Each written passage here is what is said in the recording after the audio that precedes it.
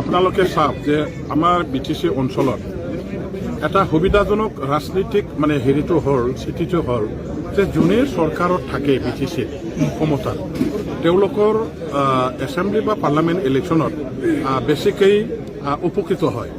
আমি এতিয়া 28টা MCLA জিকাই আনি পেলাই মজবুত এটা চৰকাৰ গঠন কৰিব পাৰিছোঁ।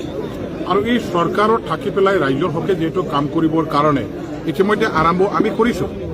ৰাইজৰ যথেষ্ট আশা, ৰাইজে যথেষ্ট আমাৰ ওপৰত নিৰ্ভৰ কৰিছে যে বিটিচি অঞ্চলত যোৱা 5টা বছৰত বঞ্চিত হৈ থকা ৰাইজ এইবাৰ BPFৰ নেতৃত্বত ভালেখিনি সুযোগ সুবিধা ভোগ কৰিবলৈ নিশ্চয় পাব আৰু উন্নয়নো যথেষ্টখিনি আগবাঢ়িব।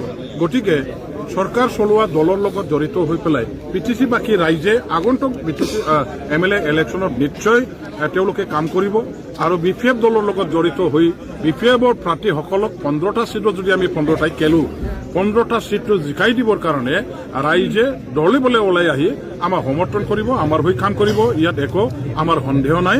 আমি বিটিচি অঞ্চলৰ গোটেইকেইটা সিট দখল কৰি পেলাই অসমৰ যোনে চৰকাৰ বনাব আমাৰ NDAৰ নেতৃত্বত সেই চৰকাৰৰ লগত থাকি পেলাই বিটিচিৰ হকে অসমৰ হকে কাম কৰিবৰ কাৰণে আমি ৰাজনৈতিক এটা সুযোগ সুবিধা আৰু ক্ষমতাটো ল'ব পাৰিম।